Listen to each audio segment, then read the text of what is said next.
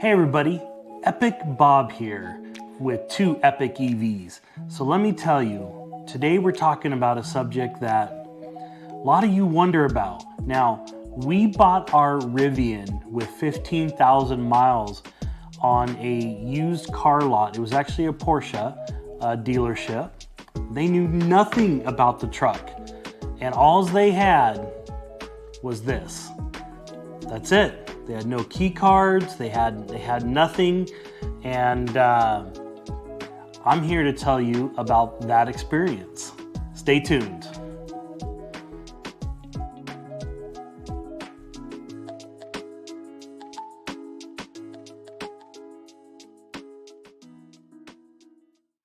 Okay, so some of you may know we purchased a Rivian that was used. It was a 2022 Adventure Edition with 22-inch wheels. They're the Sport Dark wheels. Love it. I believe it's called the Black Mountain Interior, I think. Man, don't quote me on that. I probably got that wrong. But we decided to pull the trigger and buy it from a used car lot. It was a one owner before us. All we know is the gentleman's name was Alan, and I'll tell you why we know that here in a second. We went through the financing, and that was actually kind of interesting at the Porsche dealership, because you know how they always try to sell you all the aftermarket warranties and all the other stuff.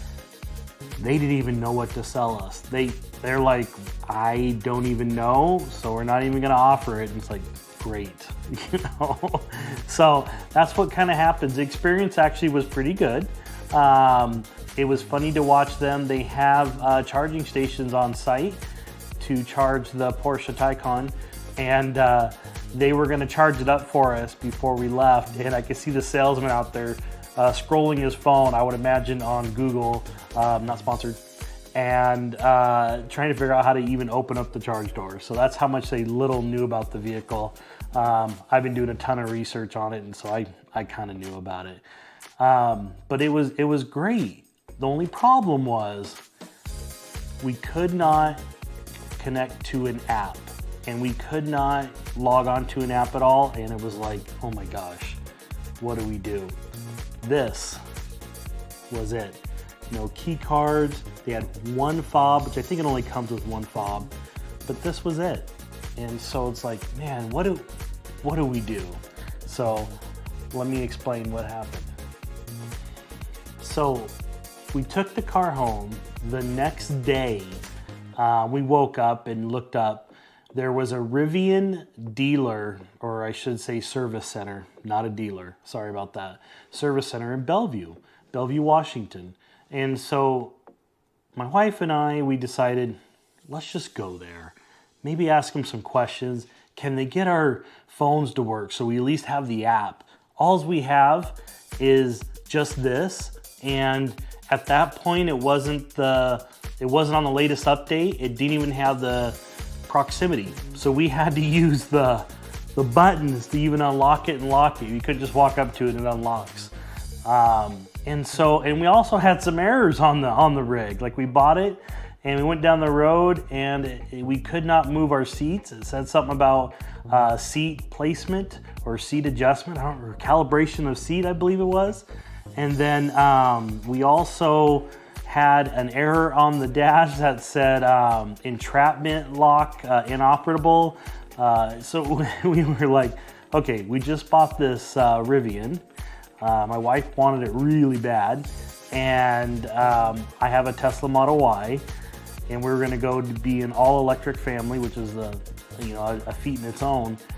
But we drove it home. We drove it to the hotel room because we were out of town, and we had all these errors. And so we drove it to Bellevue Service Center and just pulled in, and they were busy. But we got to see the new Amazon Transit, and we got to see they were doing a bunch of deliveries. People were running around, but we went in their little waiting room, and a nice gentleman came by and says, "Can I help you? You here to do a pickup?" I'm like, "No, we just bought this used from a dealer, and we know nothing about the car. We have no app. We have nothing.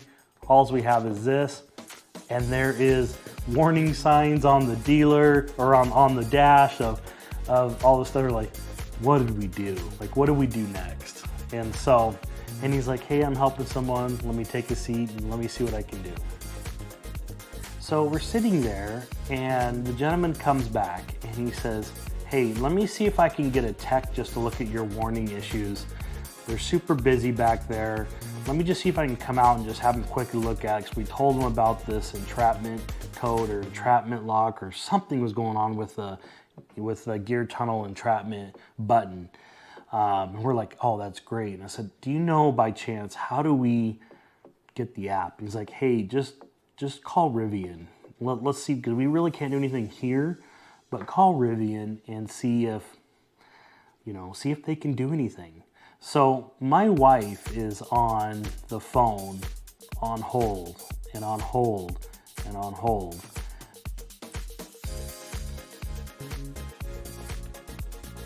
Trying to get through to Rivian, and we're sitting in their nice little waiting room.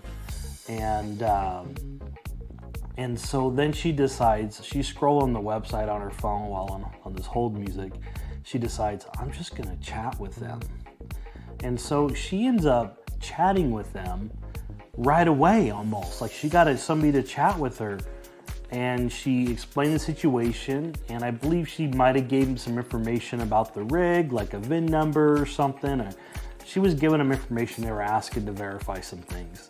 And we let them know we just bought it from the used car dealer. This is what was said.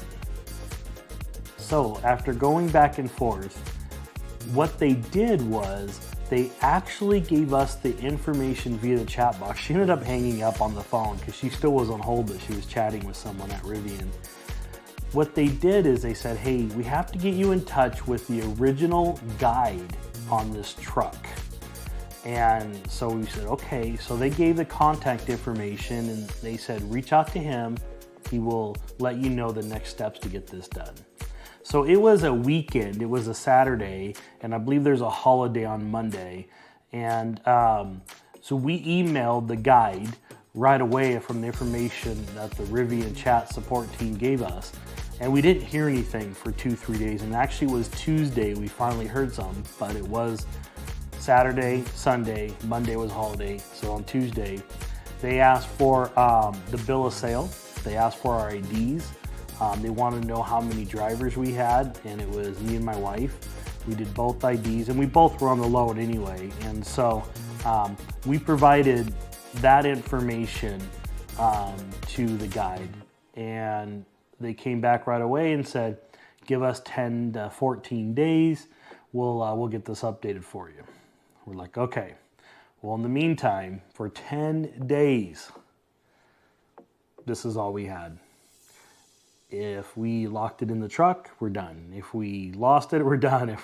So that was grueling. However, an update came up in the middle of that, and it made it a proximity sensor. So it was nice. We didn't have to pull it out of our pockets every time while we had it.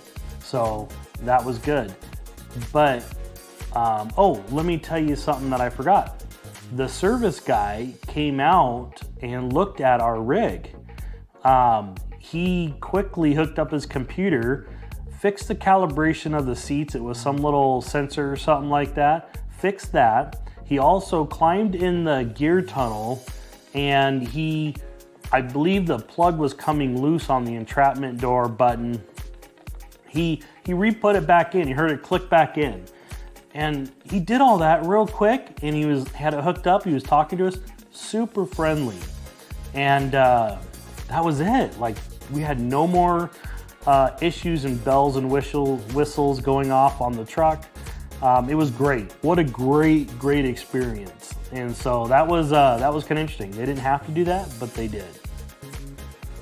So we just had this. It's now a proximity sensor for like 10 days. We waited. Now on the dash, it actually says Alan the whole time. It was his settings, everything. And so we were like, man, this is driving us nuts. And so we were like, 10 days went by, I heard nothing. So what do? We emailed the guide and said, hey, I know you said 10 to 14 days. We're just checking on the status. We only have one little key fob. Our phones don't work. On the dash, it says someone else's name. Like, this is terrible. and we're trying to enjoy this new truck, and it was just kind of made it a little bit aggravating, to say the least, right? We didn't hear anything, and then 2 hours later, boop, her phone app popped up, or she got an email saying something happened where she got queued in the app because we had to make an app profile. That's the other thing, sorry. We had to make an app profile, but it wasn't connected to any vehicle. And so she got a queue saying, hey, this is now activated. She went out to the Rivian. Sure enough, it had her name on it, just like that. And it was done. It was all transferred over. She was able to see everything in the truck in her app. He was able to, and then able to add me just like that. And we got an email after we saw that it was done and said, everything should be taken care of. So it's funny, when we followed up, within an hour, something happened from Rivian. So it was kind of funny that happened. Now, we wanted to program, also it was kind of interesting, like I go by Bobby, like, you know, Epic Bob or Bobby. But my real name is Robert. Well, on the truck, it just says Robert, and I want it to be Bobby because that's what I go by. Nope, it was what the paperwork said on the rig. And so, but not the end of the world. We were able to get our apps hooked up and everything like that. And we also went on and made a service ticket for some new key cards. I said, hey, I know we got this, I know we got our phones, but I want some key cards. And so we ordered key cards through the app as a service ticket. Actually worked really smooth. We had to pay for them. I want to say it was $100 a key card. Don't quote me on that, but it might be. And so we did that, and they actually sent them to the service center. The service center programmed it to our VIN, and then the service center mailed them to our house because we're 3 hours away from the service center.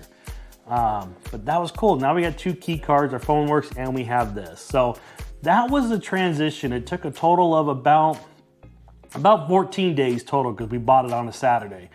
But we've had 0 issues since. And so if you're gonna buy a used car or a used Rivian, this is kind of what you got to go through. And so hopefully that helped you. And hopefully, you know, here you enjoyed this video about what our experiences were about getting this done. It can be a little frustrating at first when you see someone else's name, you can't get in the phone app, you have limited ways to get in your truck, and but the guides came through, and actually, I know I've heard horror stories. He was pretty responsive. So that's all I got. Thank you for watching this video. Hopefully you find it helpful. Talk to you later.